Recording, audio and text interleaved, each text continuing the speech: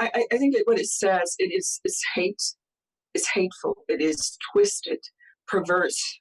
It is the type of inhumanity that can only exist in a culture that has lost its way, lost its soul.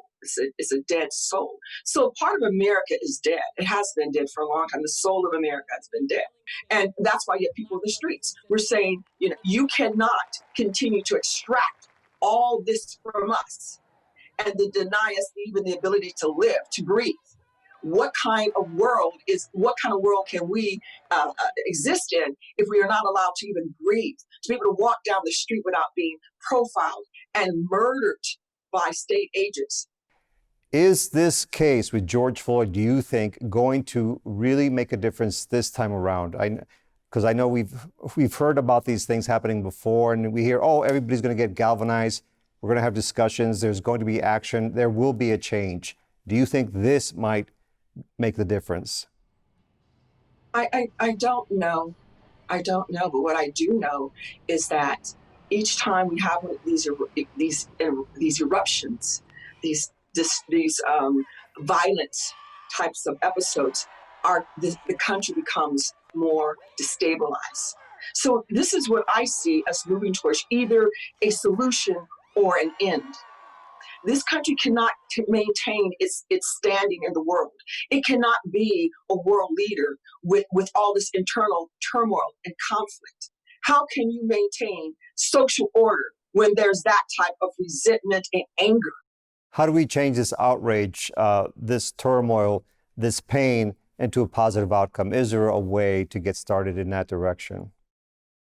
Well, it begins with asking everyone, what are you willing to give up to build something better?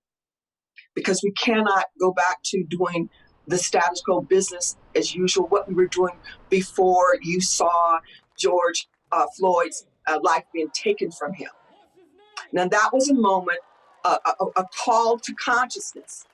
And either you as an individual recognize that if we are going to move forward as a united nation, not a fractured and broken nation, that each of us is going to have to do something different about how we treat each other, how we talk to each other, the types of ideas that we've allowed to exist in our country, the hatred, the ugliness that is everywhere that we turn on TV or we watch some of our leaders speak with such vitriol and such ugliness about people who are our neighbors.